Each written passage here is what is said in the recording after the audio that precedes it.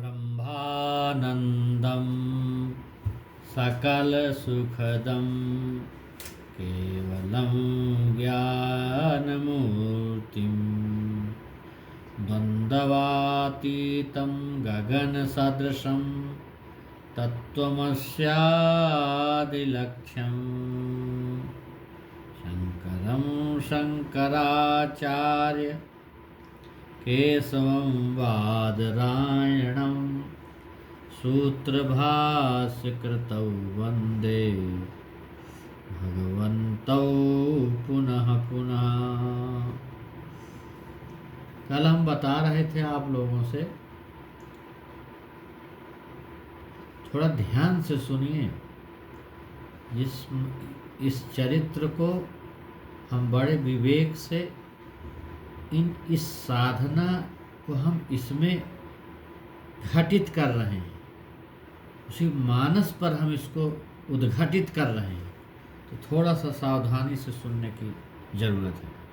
जैसे प्रताप भानु की कथा आ रही ना, प्रताप भानु, अरिमर्दन और धर्म रुचि, ये क्रमशः रावण, कुंभकर्ण और विभीषण हुए, फिर जो इनको श्राप हुआ। ये सब पुलस्त अर्थात पुरातन, पुलस्त का मतलब पुरातन, पुण्य के कुल में उत्पन्न हुए थे, ऐसा मानो। अर्थात यह मानव तन भाग्यवानों को ही मिलता है। मैं अहंकार की पुत्री मंदोदरी, अब बुद्धि हो गई रावण की रानी हुई। अहंकार की पुत्री मंदोदरी, बुद्धि जो है रावण की रानी हुई। और गिरि त्रिकूट लंका किसी पहाड़ पर नहीं, समुद्र में एक टापू है।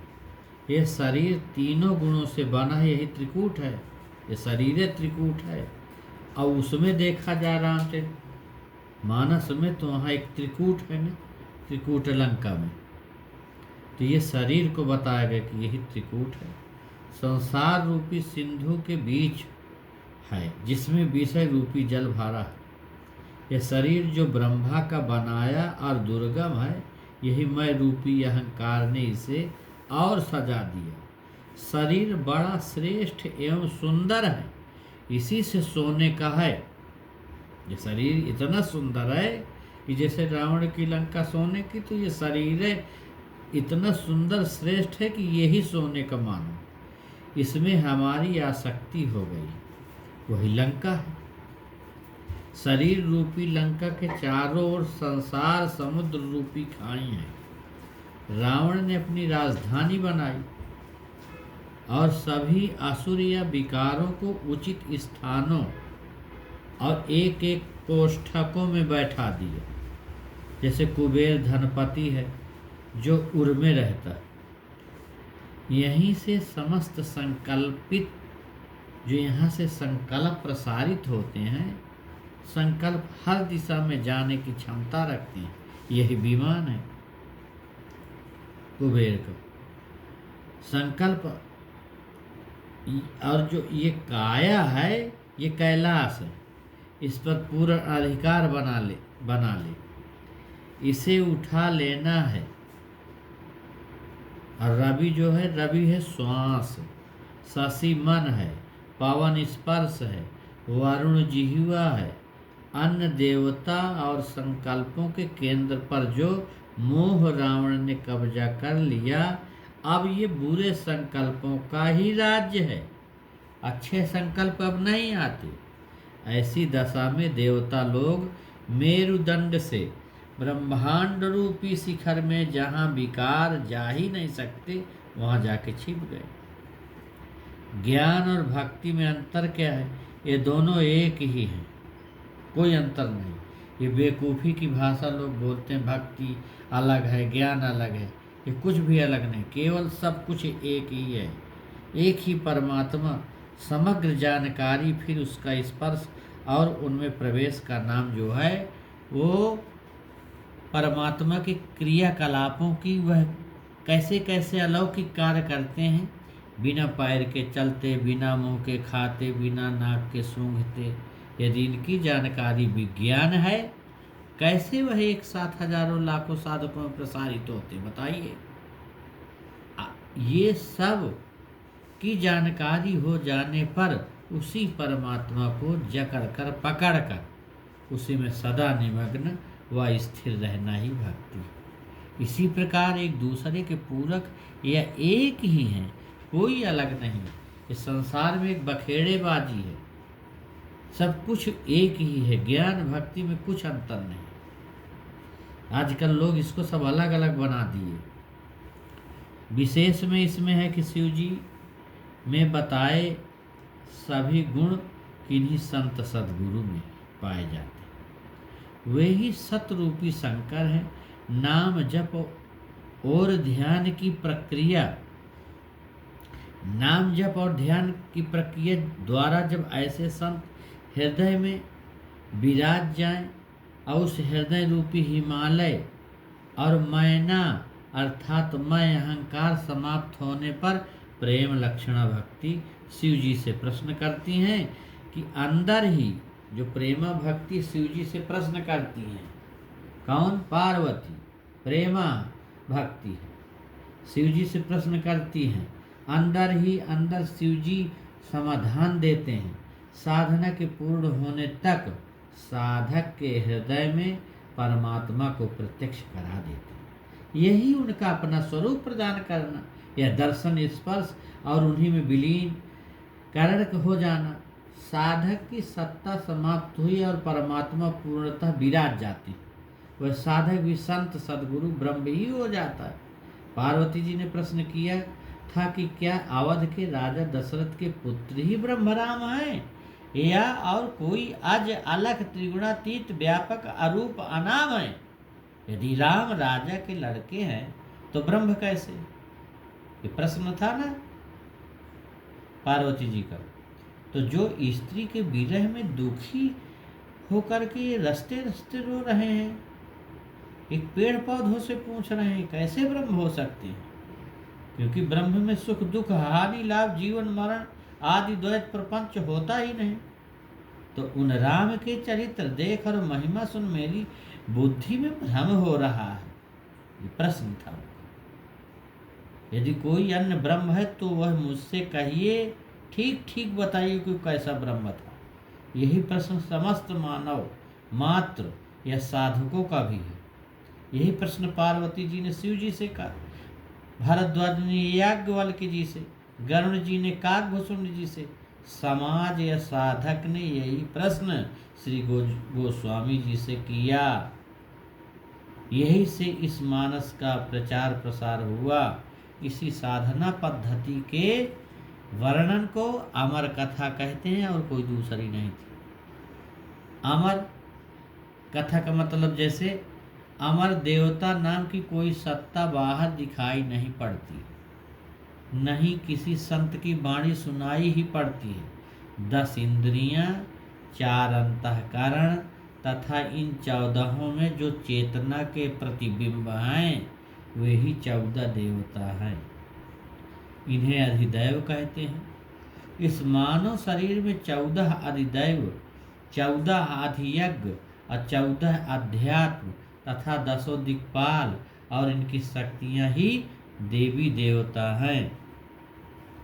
33 करोड़ लोग बोलते हैं, 50 करोड़ बोलते हैं, ये सब गप की बातें हैं। इनके शरीर संकल्पमय हैं, ये शरीर नहीं, इनका संकल्पमय शरीर भारहीन है। गुरुत्वाकर्षण से सब परे हैं। ये सीधा तिरछा आड़ा वेड़ा जाने की क्षमता वाले आकाशचारी हैं। सब संकल्प सदा आकाश में स्थित रहते हैं संकल्प से। जब यह शरीर साधारण स्थिति में काम क्रोध आदि के वश में रहता है तब लंका कहा जाता है और इसका राजा मोह रूपी रावण होता है। कोई जब इन विकारों से त्रस्त परेशान हो किन्हीं संत सद्गुरु के शरण में जाता है, उनकी सेवा और निर्दिष्ट साधना द्वारा 10 इंद्रियों को पूरी तरह ईश्वर में लगा देता है, तब यही शरीर अवध और इसका राजा दशरथ हो जाता है। इसी में भक्ति रूपी कौशल्या, कर्म रूपी कैकेयी और सुमति रूपी सुमित्रा आ जाती।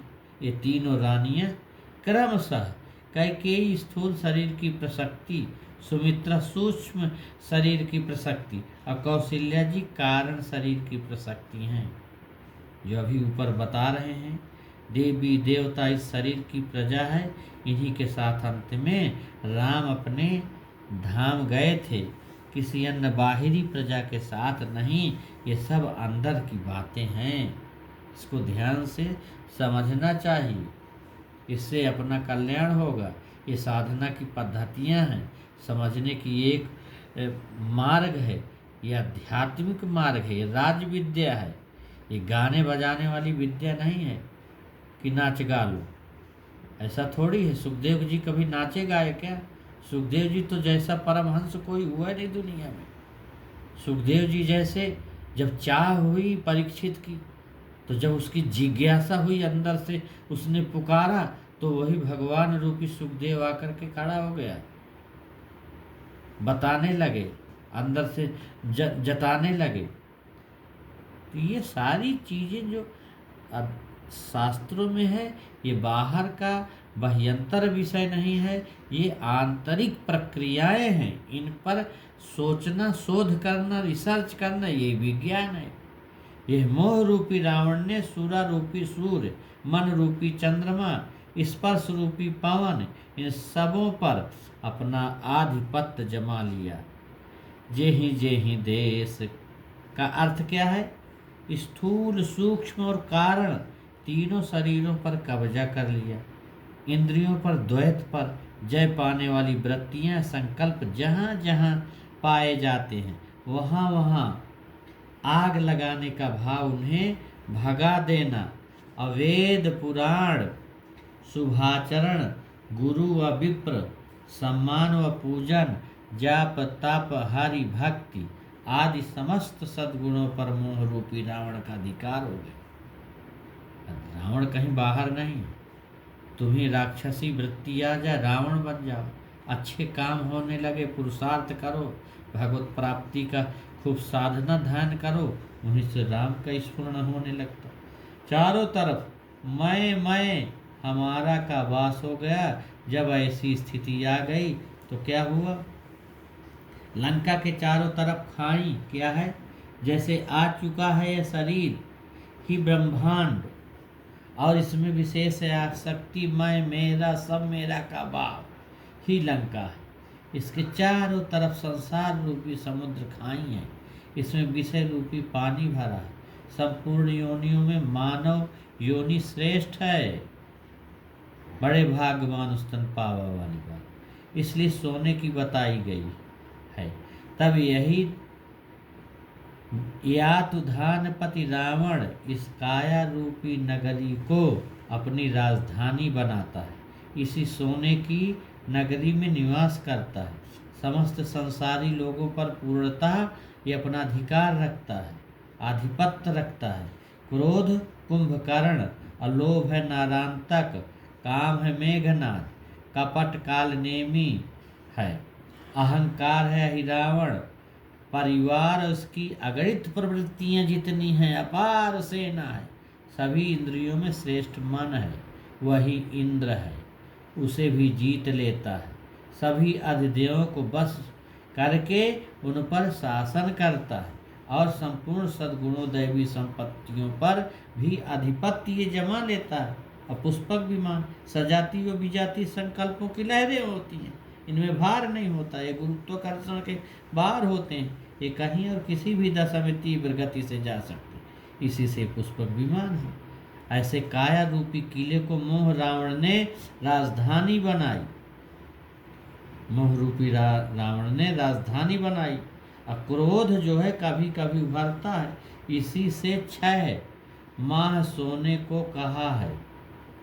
यह बलवान तो होता है, कुंभकर्ण 6 माह सोने को कहा है ना, पर ये बलवान तो होता है। और जब जागता है या उभरता है तो मारपीट, कत्ल, चोरी, डकैती आदि हरकतें करने लगता है। इसी से अनेकों भैंसों खाने और करोड़ों घड़े मदिरा पीने को कहा गया। यदि यह सदा बना रहे तो सभी आपस में लड़ कट कर मर जाएं और संसार उड़ जाए। अब इसमें मेघनाद, काम रूपी मेघनाद है, काम का सृजन एकांत में होता है और क्षणिक होता है। इसी से इसके शरीर का आकार प्रकार बहुत बढ़ा चढ़ाकर नहीं कहा है। यद्यपि जब इसका आक्रमण होता है तब बड़े बड़े योगी मुनि सिद्ध ऋषि महर्षियों को भी क्षण भर में पतित कर देता है। इसलिए इसको सबसे बलवान और इंद्रजित कहा गया है। अब यही श्री राम का जन्म का रहस्य भी है। जब से जीव ईश्वर से अलग हुआ, माया के क्षेत्र में आकर उसी में फंस गया। माया का अर्थ क्या है? माँ माने नहीं या माने जो, अर्थात जो है ही नहीं, सर्वथा झूठी है फिर भी दिखाई पड़ती है। संसार माया का ही खेल है भैया, यहाँ कुछ नहीं है, सब स्वार्थ की माया है, सब बेकार। मात्र एक ही ब्रह्म ही तीनों कालों में सत्य है। वह पहले भी जो और जैसा था वही वैसा ही आज भी है और वह वैसा ही आगे भी रहेगा। वह अपरिवर्तनशील है, सनातन और परम सत्य है। इसके अतिरिक्त जो कुछ भी दिखाई सुनाई पड़ता है सब असत्य।